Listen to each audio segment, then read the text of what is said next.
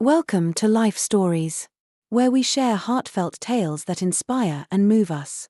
Today's story is about Emma Walker, a young woman whose simple act of kindness forever changed two lives, hers and that of David Collins, a man she saved on a busy Chicago street. What began as a moment of compassion blossomed into a journey of love, resilience, and second chances. Stay with us as we explore how an unexpected encounter can lead to profound transformation. Don't forget to subscribe to our channel to begin today's story and discover the beauty of human connection. Emma Walker hurried along the bustling streets of Chicago, her heels clicking rhythmically against the pavement as she weaved through the morning crowd. The cold wind bit at her cheeks, and the city's cacophony of honking horns and chattering passers-by echoed around her. Anxiety churned in her chest, not because of the brisk walk but because she was late again. Her mind raced as she tried to think of excuses to appease her boss, Mr. Johnson, a man renowned for his lack of tolerance when it came to tardiness. Emma's history of arriving a few minutes late had already tested his patience, and she knew she was skating on thin ice. Maybe if I tell him there was an accident, she muttered under her breath, though she knew it wouldn't work. Mr. Johnson valued punctuality above all else, and nothing short of perfection would satisfy him. As she passed a corner cafe, the warm aroma of coffee momentarily distracted her.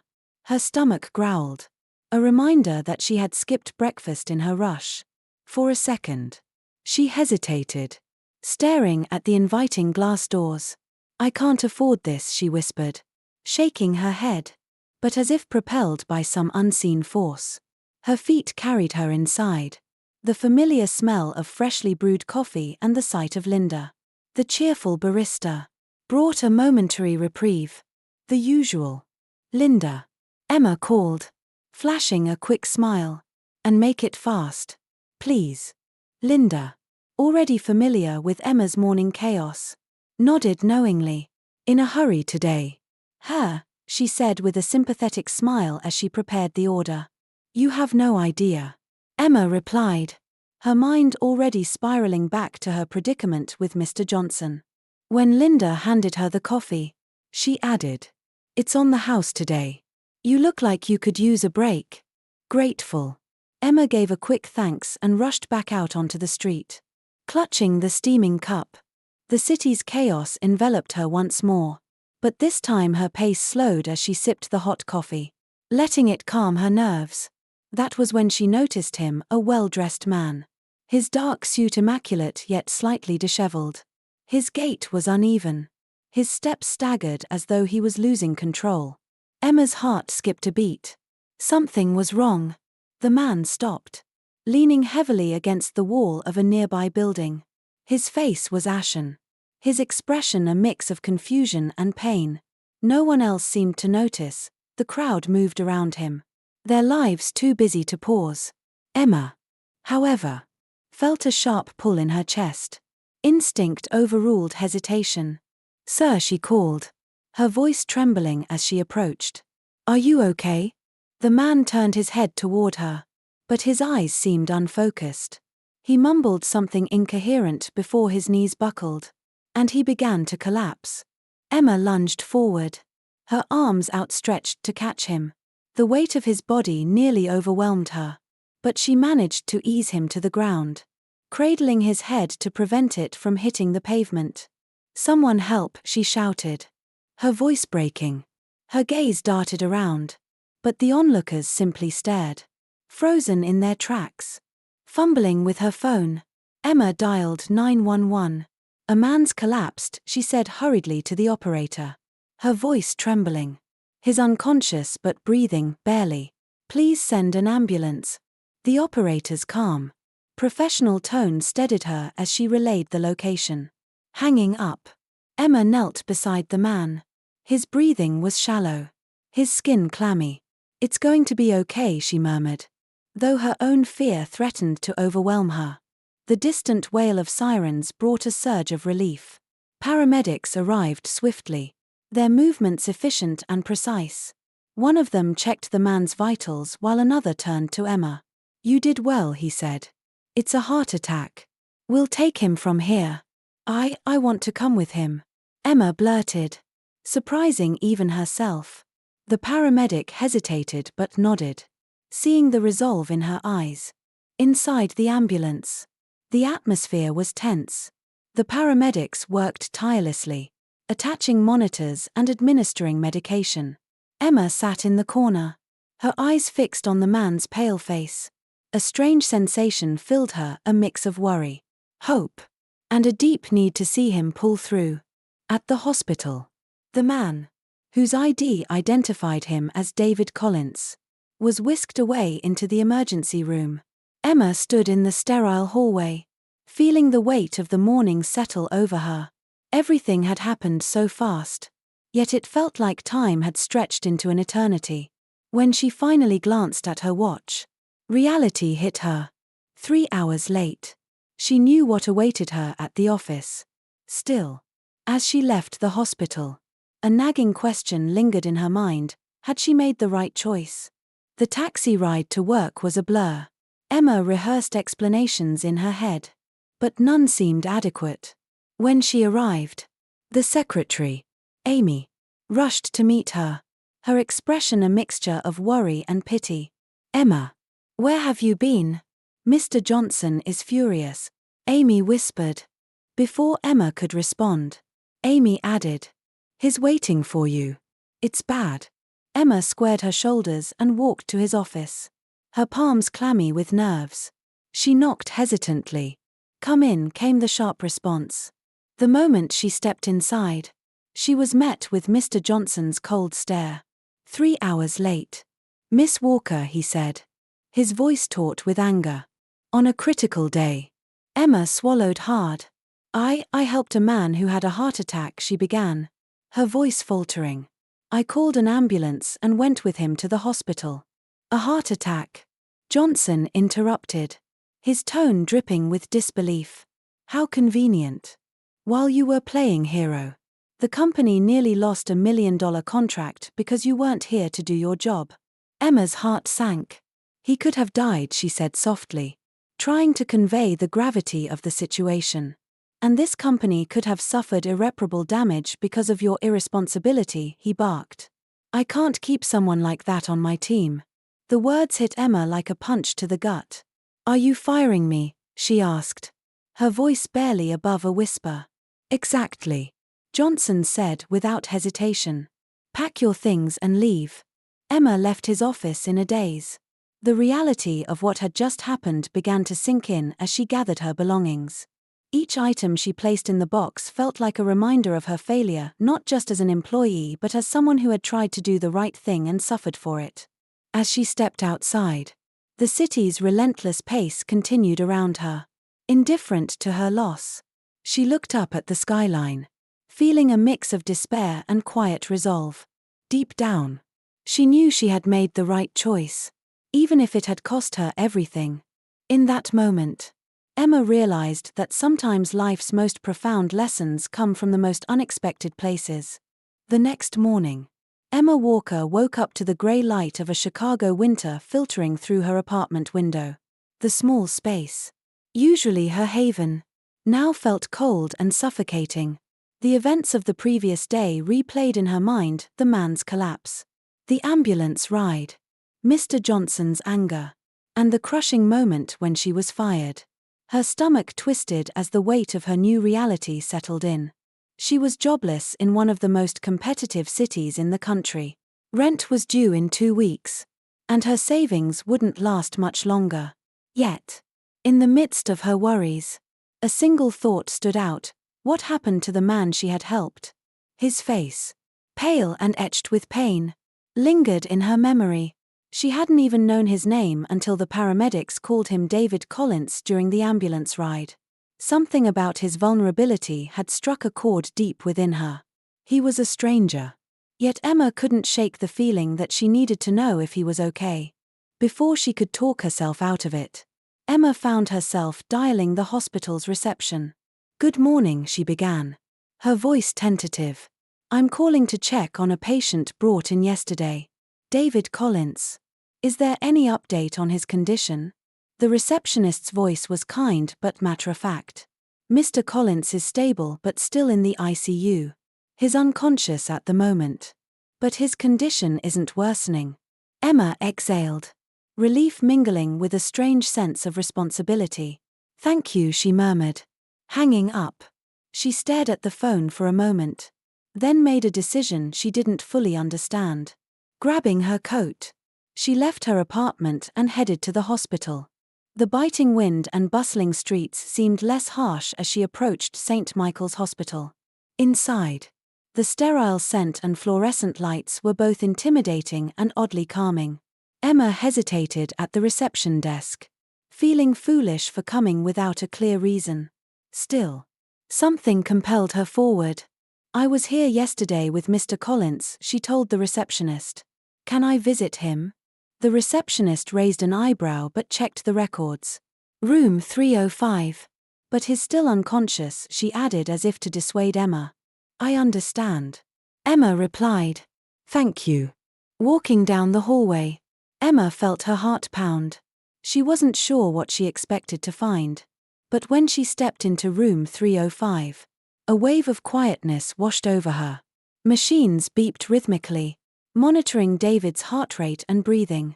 He lay still, his face pale but peaceful, his body connected to wires and tubes that seemed to bridge him to life itself. Emma pulled a chair close to his bed, feeling awkward and unsure. For a while, she just sat there, staring at the man who had unintentionally changed her life. Finally, she spoke, her voice soft and hesitant. Hi, Mr. Collins. You don't know me, but I'm the one who called the ambulance. I couldn't stop thinking about what happened yesterday. Her words felt strange in the quiet room, but something about speaking them aloud was comforting. She continued, her tone growing steadier. I got fired because I stayed with you. My boss didn't care why I was late. He only cared that I wasn't there when he needed me. She laughed bitterly, shaking her head. I don't even know why I'm telling you this. You can't hear me. But as the minutes turned into hours, Emma found herself opening up more.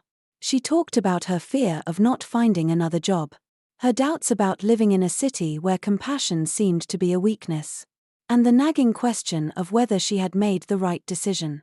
The words flowed freely, as if David's silent presence had unlocked something inside her. The following days blurred into a strange routine. Each morning, Emma woke up feeling the weight of her uncertainty, but she found herself drawn back to the hospital.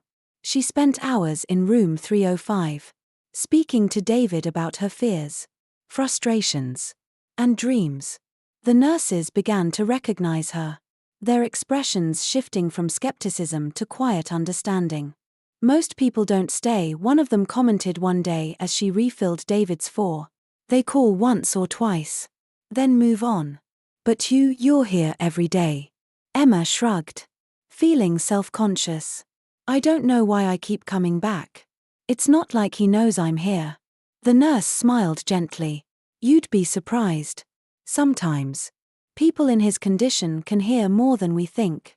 The thought stuck with Emma. She began to wonder if her words reached some part of David.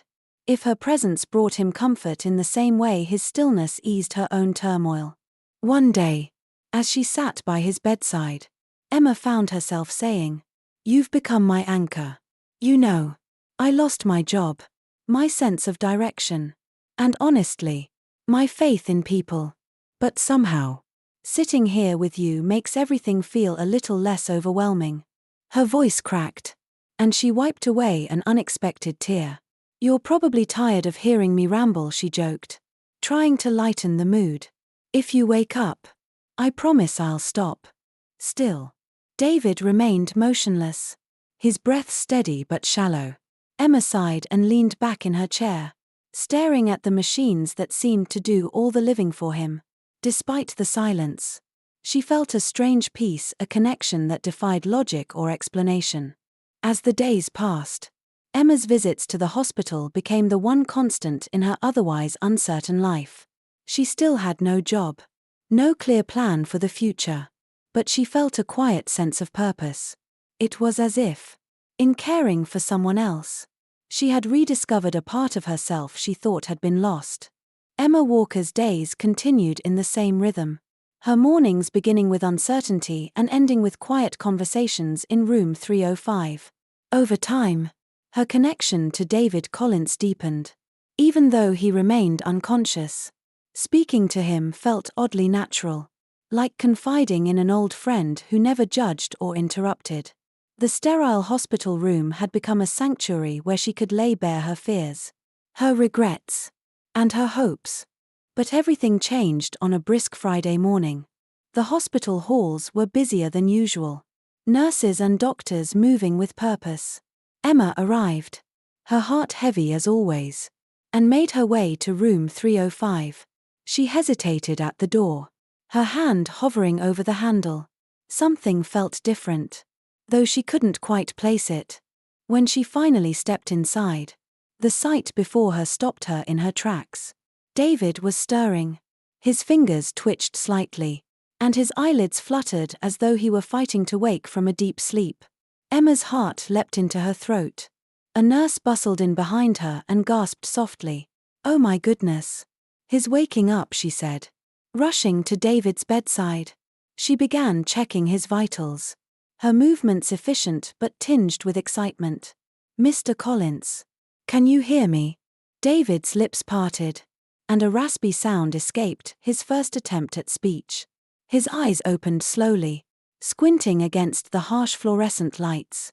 He tried to lift his head but winced at the effort, his body weak from weeks of stillness. Emma stayed frozen by the door, unsure whether to step forward or leave. She wasn't family. She wasn't even a friend. What right did she have to intrude on this moment? But just as she turned to go, David's hoarse voice stopped her. "Wait," he said, his words barely audible but clear enough to make her freeze. He looked directly at her, his pale blue eyes sharp despite his condition. "You?" Emma's breath caught. "Me?" she asked hesitantly, stepping closer. David nodded weakly. "Your voice. I heard it." The nurse glanced between them, her expression softening. "You've been here a lot," she said quietly to Emma. "Maybe he really did hear you." Emma's face flushed. She paused, unsure how to explain. "I couldn't stop thinking about what happened that day." David's gaze stayed fixed on her, a faint but genuine smile tugging at his lips. "You didn't leave me," he said, his voice strained but full of gratitude. "Thank you." Tears welled in Emma's eyes. She had spent days talking to this man, pouring out her heart to him. And now here he was, thanking her. "I couldn't leave," she replied softly. "It didn't feel right." The nurse excused herself to fetch the doctor, leaving Emma and David alone. The silence between them was filled with unspoken understanding. For a moment, Emma forgot her own struggles, her focus entirely on him. When the doctor arrived, he examined David thoroughly, his face lighting up with relief. "It's a miracle you're awake, Mr. Collins," he said. "You've been in a critical state for weeks, but your recovery looks promising." David listened intently, though his attention kept drifting back to Emma. "How long was I?" he asked, his voice trailing off. 3 weeks, the doctor replied. "But you're stable now, thanks to quick intervention." He glanced at Emma with a knowing smile. "You have someone here to thank for that." David's eyes met Emma's again, and the gratitude in his gaze was overwhelming. "What's your name?" he asked. "Emma Walker," she said, her voice steady despite the storm of emotions inside her. "Emma," he repeated, as if committing it to memory. "I owe you my life." Emma shook her head. "You don't owe me anything," she said firmly. "I just did what anyone would do." David smiled faintly. Not everyone would. The next few hours passed in a blur. David's family was contacted, and doctors and nurses continued their assessments. Emma stayed as long as she could. But eventually, she decided it was time to leave. Before she stepped out of the room, David called after her. "Will you come back?" he asked, his voice tinged with vulnerability. Emma hesitated, her hand on the doorframe. "If you'd like me to," she replied. David nodded. "I would." Walking out of the hospital that day, Emma felt lighter than she had in weeks. For the first time since losing her job, she felt like her actions had truly mattered. Helping David, staying by his side, had brought a sense of purpose she hadn't known she needed. The next day, Emma returned to room 305. David was more alert, his strength slowly returning. Their conversations, once one-sided, became a two-way exchange. Emma learned about his life as the head of Collins Enterprises, a prominent company in Chicago. David, in turn, listened intently as Emma spoke about her own struggles, the job she'd lost, the uncertainty she faced. "You're stronger than you think," David told her one afternoon, his voice firm despite his weakness. "What you did for me, that takes courage." Emma smiled faintly. "I don't feel strong," she admitted. "Most days, I feel like I'm barely holding it together." David reached out, his hand trembling slightly, and placed it over hers. "Sometimes, strength isn't about how you feel," he said. "It's about what you do. And you've done more than enough." In those moments, Emma realized that David wasn't just recovering physically, he was changing emotionally. The gratitude and kindness he showed were genuine, a reflection of someone who had been given a second chance and wasn't going to take it for granted. As the days passed, their bond deepened. Emma found herself looking forward to her visits, not just to see how David was progressing, but because their conversations had become a source of comfort and hope. She no longer felt adrift, she felt like she was part of something meaningful. What neither of them realized was that their lives were about to intertwine in ways neither could have predicted. For Emma, helping David had started as an act of compassion. For David, meeting Emma had become the start of something transformative.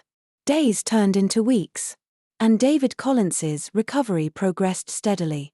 Emma continued her daily visits to room 305. And what had begun as a quiet act of compassion evolved into a deep and unexpected connection. Their conversations shifted from tentative exchanges to meaningful discussions, touching on topics that ranged from life's challenges to personal dreams. David often marveled at Emma's resilience. "You lost your job because of me," he said one afternoon, his voice still carrying a slight rasp from his ordeal. "And yet, you stayed." Emma shook her head, offering a small smile. "It wasn't because of you," she replied gently. "It was because it felt like the right thing to do. You needed help, and I couldn't just walk away." David's gaze softened, his gratitude unmistakable. "Not many people would make that choice. Emma, I don't think you realize how rare that is." Emma blushed, brushing off his praise. "You're giving me too much credit," she said lightly. "I just didn't want to live with the guilt of doing nothing." But David knew there was more to it than that. He saw in Emma a kind of selflessness that was increasingly rare in the fast-paced, competitive world they lived in. It was a quality he had come to admire deeply, one that stood in stark contrast to the life he had been leading before his heart attack. As his strength returned, David began asking more about Emma's life. "What's next for you?" he asked one day, his eyes searching hers. "Do you have a plan?" Emma hesitated, the question striking a nerve. "Honestly, I have no idea," she admitted. "I've been applying for jobs, but nothing's worked out yet. Chicago's not exactly forgiving when it comes to second chances." David nodded thoughtfully, his brow furrowing. "It's not just Chicago," he said after a moment. "The world isn't designed to be forgiving. But sometimes, all it takes is the right opportunity." Emma tilted her head, intrigued. "Are you saying I should hold out hope for a miracle?" David's lips curved into a small smile. "Not a miracle," he said. "Just a chance. And sometimes, that chance comes from unexpected places." The next morning, when Emma arrived at the hospital, she found David sitting up in bed, looking more vibrant than she had ever seen him. His color had returned, and there was a spark of determination in his eyes that hadn't been there before. "You're looking better," she remarked, setting her bag down and taking her usual seat by his bedside. "I feel better," David replied. "Good enough. In fact, to start making plans." Emma raised an eyebrow. "Plans?" David nodded. "For starters, I'm getting out of here soon. The doctors say I'll be discharged in a few days." "That's great news," Emma said, genuinely happy for him. But the thought of not seeing him every day left a strange hollow feeling in her chest. She pushed it aside, reminding herself that his recovery was what mattered most. "There's something else," David added, his tone turning serious. He reached for a folder resting on the bedside table and handed it to her. "I want you to look at this." Emma opened the folder cautiously, her eyes scanning the documents inside. At first, she didn't understand what she was looking at. But then the words clicked into place. It was a job offer from Collins Enterprises. Her head shot up, her eyes wide with disbelief. "David, what is this?" "It's a chance," he said simply. "I know you've been struggling to find work. And I also know you're capable of so much more than you give yourself credit for. I need someone like you on my team, someone I can trust." Emma stared at him, her heart pounding. "I don't have experience in corporate work," she said, her voice tinged with uncertainty. "I was a secretary, David. That's it." David shook his head, a small smile playing on his lips. "Experience can be learned," he said. "But trust, integrity, compassion, those are rare qualities. And you have them in abundance. I've seen it firsthand." Emma's throat tightened. She had spent weeks feeling adrift, questioning her worth. And now here was someone offering her not just a job but a chance to rebuild her life. But doubts lingered. "Why would you take this risk on me?" she asked, her voice barely above a whisper. David's gaze held hers, steady and unwavering. "Because you took a risk on me," he said. "When no one else stopped. You did. You stayed. Even when it cost you everything. That kind of loyalty is priceless." Emma felt a lump form in her throat. She wanted to believe him, to believe in herself. But fear held her back. "What if I fail?" she asked quietly. David reached out, placing his hand over hers. "Then we'll figure it out together," he said. "But I don't think you will." For a moment, Emma couldn't speak. The weight of the decision pressed down on her. But so did the hope that came with it. Finally, she nodded, her voice trembling as she said, "Okay, I'll do it." David's smile widened, his relief palpable. "Welcome to Collins Enterprises," he said, his tone warm and genuine. As Emma left the hospital that day, the job offer tucked safely in her bag, she felt something she hadn't felt in a long time, a sense of possibility. The road ahead was still uncertain. But for the first time, she felt like she wasn't facing it alone. David had given her more than just a job, he had given her a reason to believe in herself again. What she didn't know was that this new chapter would not only redefine her career but also reshape her understanding of love, purpose, and the unexpected ways in which lives can intertwine. Emma Walker's first day at Collins Enterprises felt surreal. The sleek office building in downtown Chicago, with its glass facade and bustling lobby, was a stark contrast to the small administrative office she had once worked in. As she stepped through the revolving doors, she felt the weight of the opportunity David Collins had handed her. It wasn't just a job, it was a second chance. David greeted her personally when she arrived. His recovery was remarkable, though he still moved carefully. His energy was infectious.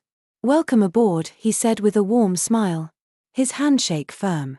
"I have no doubt you'll do great things here." Emma felt a mix of excitement and nerves as she nodded. "Thank you for trusting me," she said, her voice steady but her heart racing. "I won't let you down." As the weeks passed, Emma threw herself into learning the ropes. David had assigned her to a special project team, and though the work was challenging, she found herself thriving under his mentorship. David's leadership style surprised her. He was patient, encouraging, and genuinely interested in her opinions. It was a stark contrast to her former boss, Mr. Johnson, whose expectations had always felt like burdens rather than opportunities. One late evening, after a particularly long day, Emma found herself alone in the office with David. The team had been preparing for an important investor presentation, and though they were exhausted, there was a shared sense of accomplishment. David ordered pizza, and they sat together in his expansive corner office, the city lights twinkling outside the floor-to-ceiling windows. "You've come a long way in such a short time," David said, his tone admiring. "You have a natural ability to connect the dots and see solutions others miss." Emma smiled, setting her slice of pizza down. "I think you're giving me too much credit," she replied. "I'm still figuring things out as I go." David leaned back in his chair, his expression thoughtful. "Maybe. But what I see in you isn't just raw talent, it's courage. You don't shy away from challenges, even when they scare you." Emma looked out the window, the glow of the city reflecting in her eyes. "It's funny," she said softly. "When I lost my old job, I thought it was the worst thing that could happen to me. But now, looking back, I realize it was probably the best thing.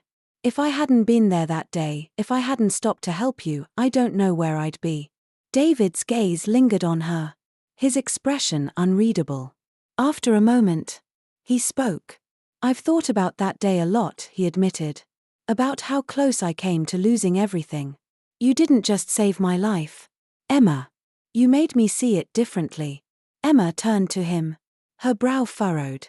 "What do you mean?" David took a deep breath, as if weighing his words. "Before the heart attack, my life was all about work. Every decision I made was about the company, the bottom line. I thought I was happy, but in reality, I was running on autopilot. Then I collapsed, and suddenly everything stopped. When I woke up and learned that you had stayed by my side, it changed something in me." Emma felt her cheeks flush. "I didn't do anything special," she said, looking down at her hands. "Anyone would have done the same." David shook his head. "No, they wouldn't. Most people kept walking that day. But you didn't. You stopped. And you stayed. That kind of compassion is rare, Emma. And it's something I'll never take for granted."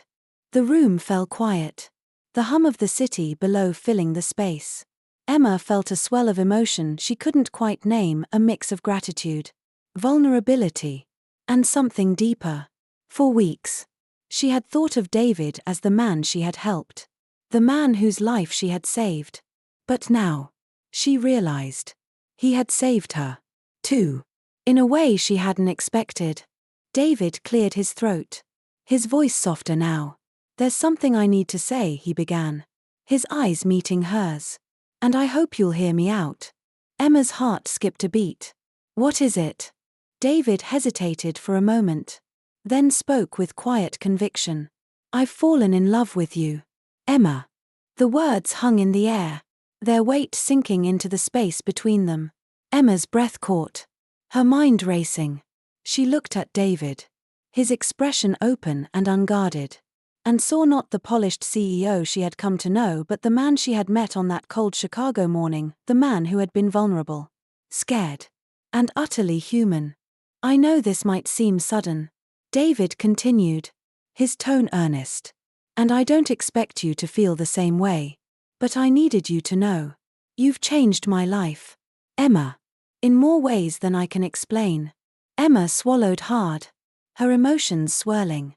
"David, she trailed off, unsure of how to articulate the storm of feelings inside her. David smiled gently. "Take your time," he said. "I'm not asking for anything to change right now. I just wanted you to know how I feel." Emma nodded, her heart full but her thoughts still untangling themselves. "Thank you for being honest," she said finally. "It means a lot." As they packed up for the night, a comfortable silence settled between them. The unspoken emotions lingered, but so did a quiet sense of understanding. Emma didn't know what the future held, but for the first time in a long time, she felt at peace with the uncertainty. Walking out into the crisp night air, Emma glanced over at David, who held the door for her. The city stretched out before them, full of possibility. And though she didn't yet have all the answers, she knew one thing for certain: whatever came next, she wouldn't face it alone. As the weeks turned into months, Emma and David's lives became intricately intertwined, both professionally and personally. Emma thrived at Collins Enterprises, discovering strengths and skills she never knew she had. David, too, transformed. His once all-consuming focus on work shifted toward a balance that allowed him to cherish the moments and connections that truly mattered. Their love grew gradually, built on trust, respect, and the shared understanding of second chances. Together, they navigated the challenges of life with compassion and resilience, always reminding one another of the fateful day that brought them together. What started as a chance encounter had blossomed into a partnership that neither had expected but both cherished deeply. On a quiet evening, as they strolled along the Chicago River, David turned to Emma and smiled. "You saved me in every way a person can be saved," he said softly, taking her hand in his. Emma smiled back, knowing that their story wasn't just about survival, it was about finding meaning, hope, and love in the most unexpected places. If this story resonated with you, please give it a thumbs up and subscribe to Life Stories for more heartfelt and inspiring tales. Thank you for watching, and we'll see you in the next video.